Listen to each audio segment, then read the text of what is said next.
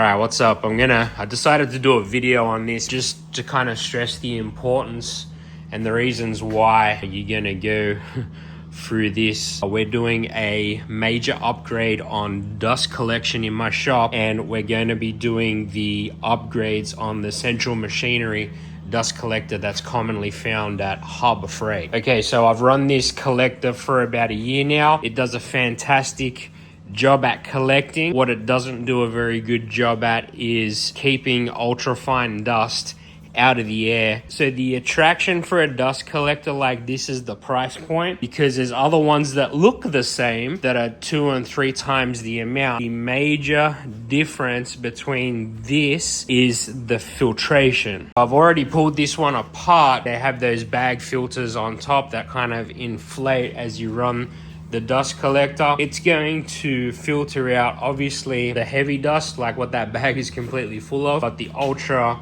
fine stuff is going to make its way back out into the air, and you're going to be breathing that in. And I have an ambient filter as well that I built myself that does a great job, but it's nowhere near enough. So I've already started to break this down. The upgrades for the collector itself are going to include the large MERV 15 canister filter, and I'll put a link for the correct filter, the model, the whole lot, and where to get it from. We're going to be doing the Wynn impeller upgrade on the collector itself, and I already have that. I'll show that to you really quickly. It's going to replace the factory impeller that's in there, and once you combo that with the canister filter, you get a really nice increase on CFM. The other upgrade that is going to happen with this is we are going to be adding in the Dust Deputy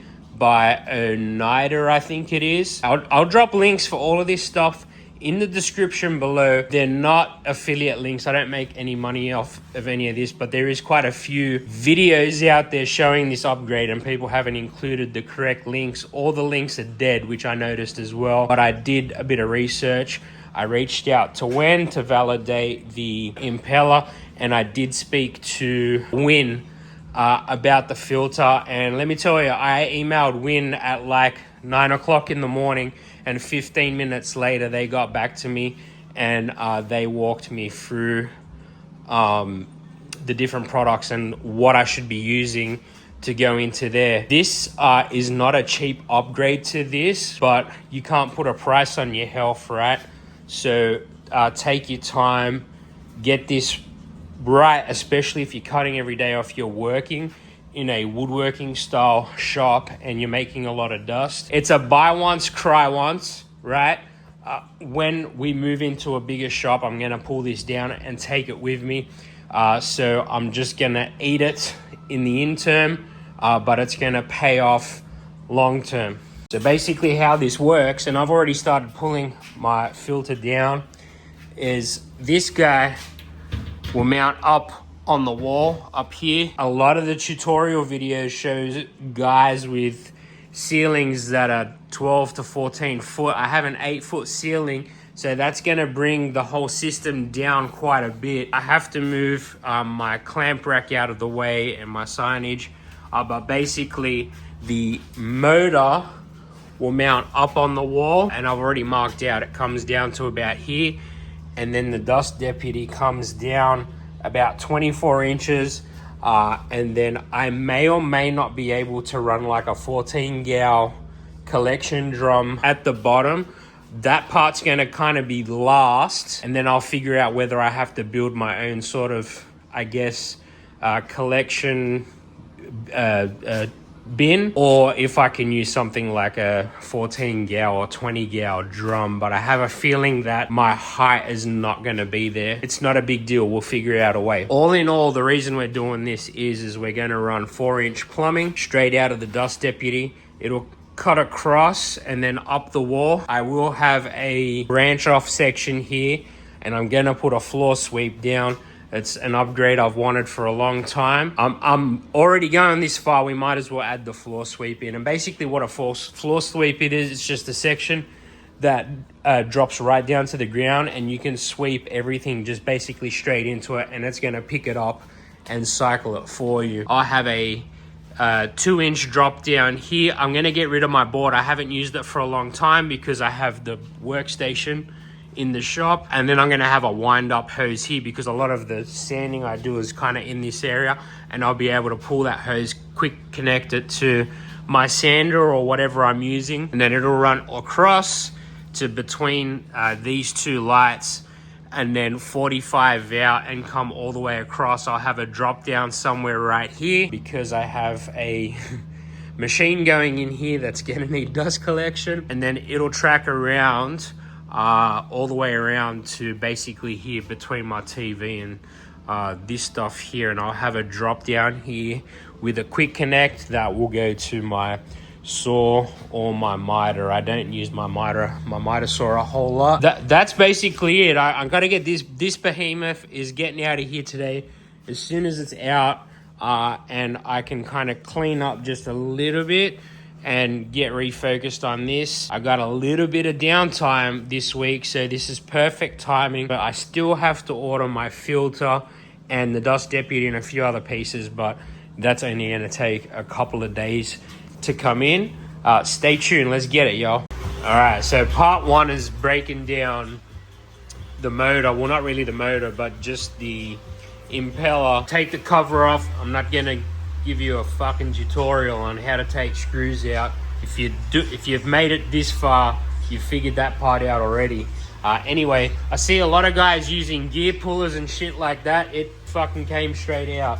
There is a right hand thread cap screw that sits in the top of the gear. Obviously righty loosey, lefty tighty on this guy, right? Pulled the cap screw out and the washer that holds it all in. The only part that I'll tell you, there's like a dowel pin that sits in there to lock that spindle in place.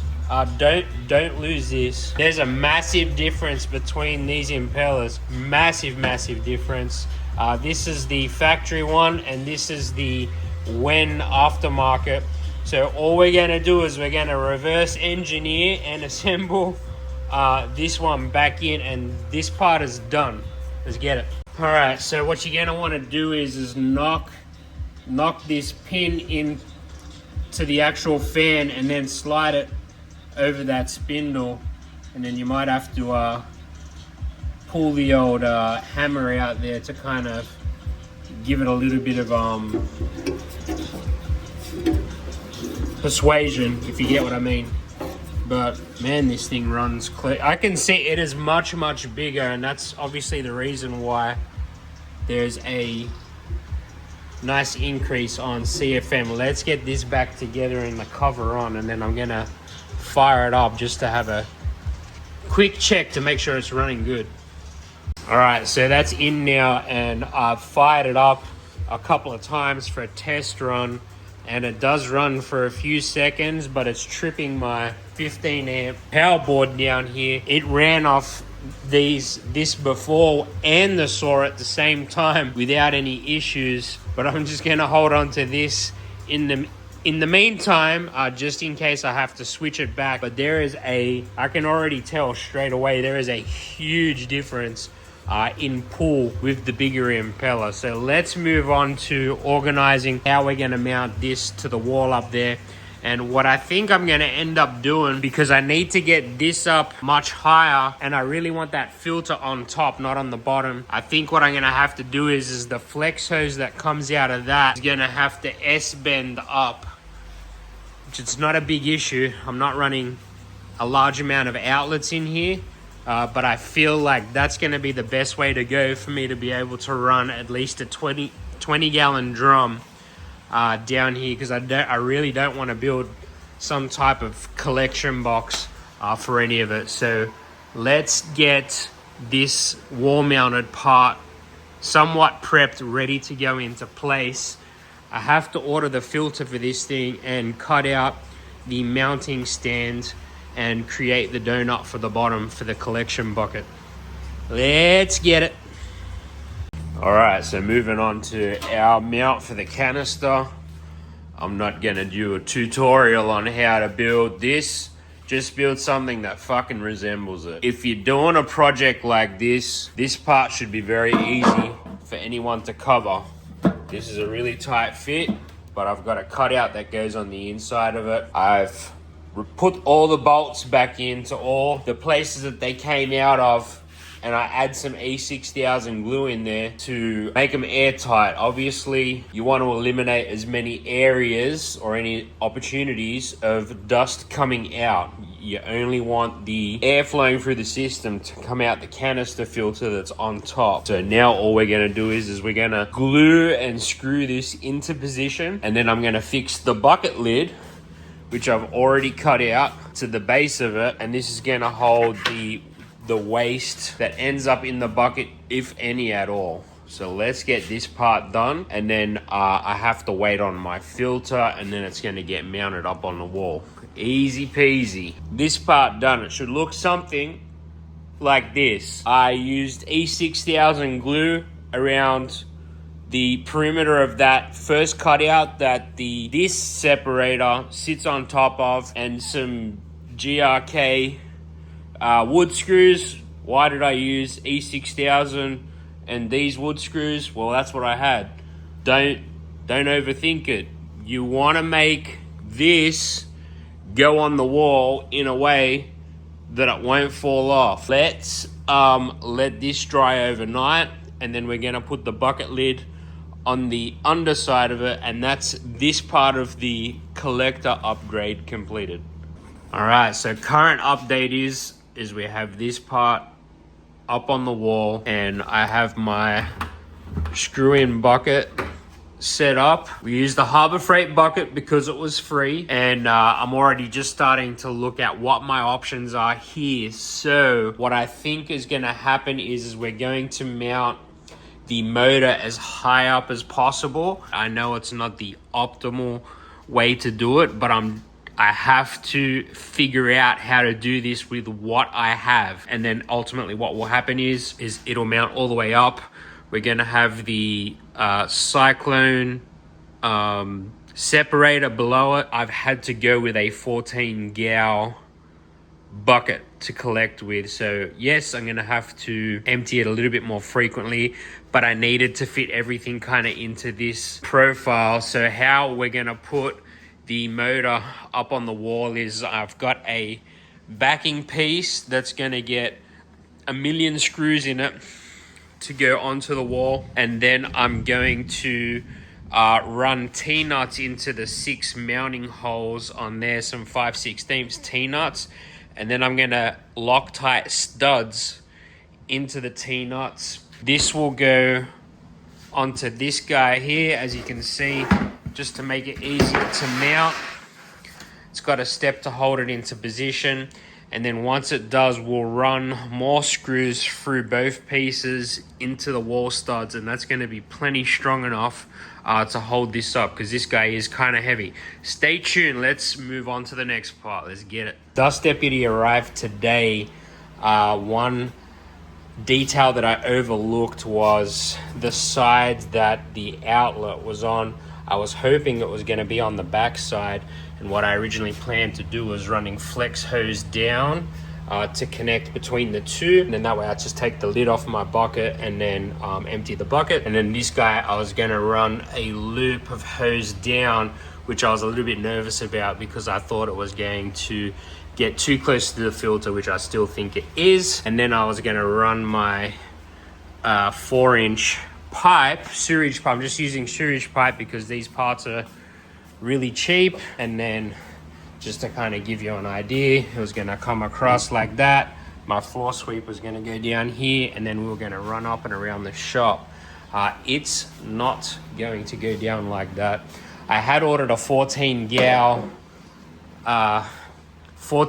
barrel, which in my opinion is just a little bit small, but I am gonna have to go with the 14 gal barrel now. And then what I'm gonna do is I'm just gonna bring the machine down so the outlets are basically touching each other, and then I'm going to use a tiny little bit of flex hose to connect the two. So that's going to bring the whole system down. I've measured the 14 gal barrel is just a little bit taller than the box. This is gonna have to come up. I'm gonna turn it so it 45's out and then continue on with the original plan. A little bit disappointed. I wanted a bigger container for sawdust, but I'm not going to be able to factor that in. I'm just gonna have to empty it out a little bit more frequently. Just got to do the best with what I got. Quick update. So I don't know if I covered it in the last little bit of video that I shot. I'm kind of breaking this up over a few days as I get to it. I had to bring the motor down. It just wasn't going to work where I wanted it, quite further up top. Because of that, I had to move this over just 2 inches because these two were way too close, and I honestly couldn't get the hose between them. I have to get some hose clamps to connect up this side of the dust deputy, and then it'll have a flexible hose between these two sections too. I've got my 14 gal drum with the deputy fixed to the lid. Basically, the band comes apart, you'll drop it down, and because these are on flex hoses, you'll be able to pull it straight up and get it out. I put it on wheels, not for any reason in particular, but just to kind of get it off the floor so I can move it easily and sweep out whatever when I need to. The floor sweep is in the spot that I want it to be in, and the easiest way I've found on doing this, I've got like very thin ply walls. I'm just putting a mounting point on the wall itself, and we're using some of this galvanized HVAC strap to mount it against these mounting points. I'm using a longer spax to kind of create the tension, and so far it is strong as heck. So just got to continue on now. I will update you guys as I make it up and around and make the changes I'm going to make here. Let's get it. So I covered in the last section of video, I'm breaking this up as a few days, as I mentioned before. Mostly we have been I had to relocate where my clamps were and then really work on the plumbing, which has now been completed. And running the plumbing in was honestly the easiest part. So yes, I've taped everything in. It doesn't look pretty, but I need to be able to pull it down later on. If something just happens to get stuck in the system somewhere, I need to be able to pull it apart to get to it, but I don't really foresee anything like that happening. I am waiting now for some flex hose to come and some clamps and my blast gates. I actually completely forgot about the blast gates. I have to pull my floor sweep out to add a gate in here. I'm just using the plastic blast gates from ProTech. I know they're not the best ones, but until they fail, I'm just gonna have to run with them. There will be a blast gate on each dropping location, so there's 3 others. I got this one here. We got this one here, and this is really the reason why we went through all of this. We'll get to that one a little bit later on. And then obviously my drop down for this side here that covers my outcut table and my miter. I really don't use the miter a whole lot, but it's there if I need it. And I've got some really sweet quick connects. They are basically magnetic quick connects. I don't know if I showed this off before, but this side goes on the wall and this side goes to your machine, and it just clips on and off. And it was like $50, but hey, that was a part that I really needed for this side.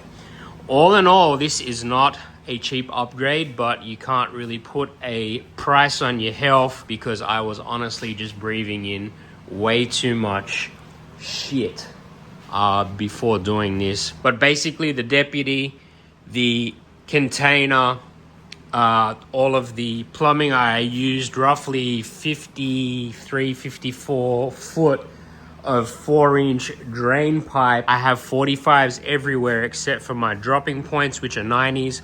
I know that's not the most optimal way of doing this, but it's gonna work just fine. Duct taped everything up. I honestly think there's probably a bit of change out of $1,000 in all of this, but it's a buy once, cry once, and for the most of it, I will take it with me to the next shop or wherever we go next. The last part will be once I have the rest of the parts and everything up and running, and then I'll give you guys one more look at it, and I'll drop links in the description of everything we used, and I'll give you guys some rough prices on what you're looking at to get this done in 2025. Let's get it. All right, so I'm gonna shoot the final video of my dust collection upgrade, but before I do, I'm gonna shout out Wynn Environmental, the company that we got the filter from and some flex hose for. The reason why I'm taking a moment out for these guys is because we had ordered our filter. It made it up here in a respectable amount of time, but unfortunately the filter had got damaged quite nicely in freight, and I'll throw a picture of that up here now for a second. Yep. And basically I wasn't super worried about it because hey, as long as it filters air, then it's fine. And I installed it anyway in the moment because I had to go back to work. I literally got this rolling and we turned around and started working through orders, but I have got it turned around on the back side. It's kind of hard to see, but it is leaking at the top because there's really fine dust collecting up on the wall. And so I emailed Wynn and I said, hey guys, dang, right? And they got back to me straight away, and they basically said, hey, it happens, don't freak out, we're going to get you another filter rolled out straight away. And so they sent me another one straight away. It's only been maybe a couple of days and the new one arrived.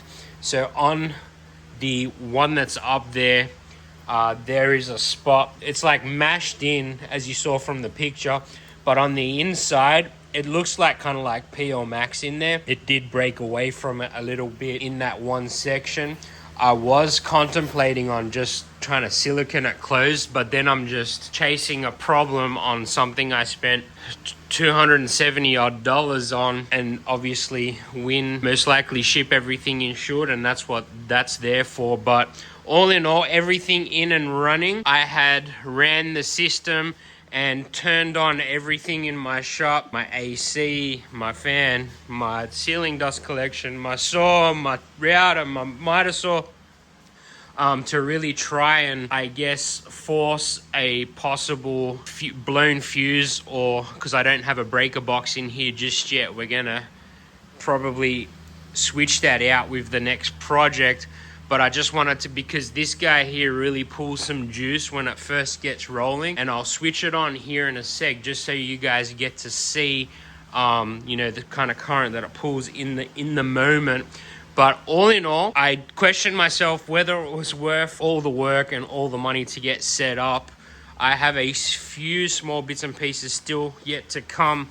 I've got a quick connect system coming for this side, so I can just quickly connect all of my hand tools up to it.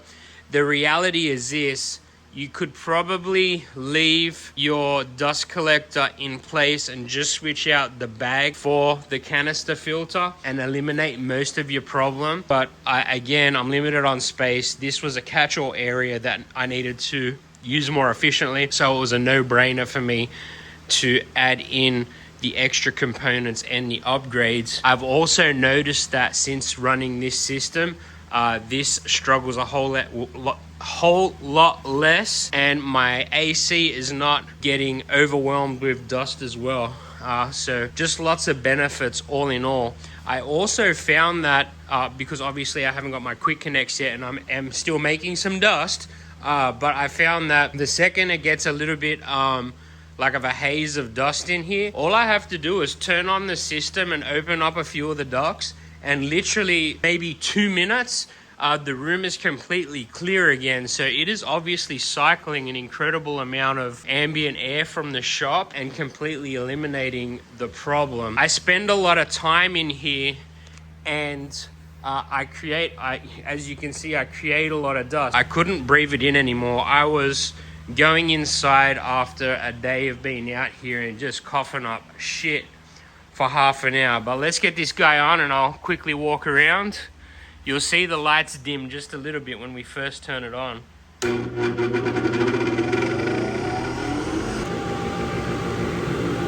Does what it's supposed to do. I've got the table saw open right now.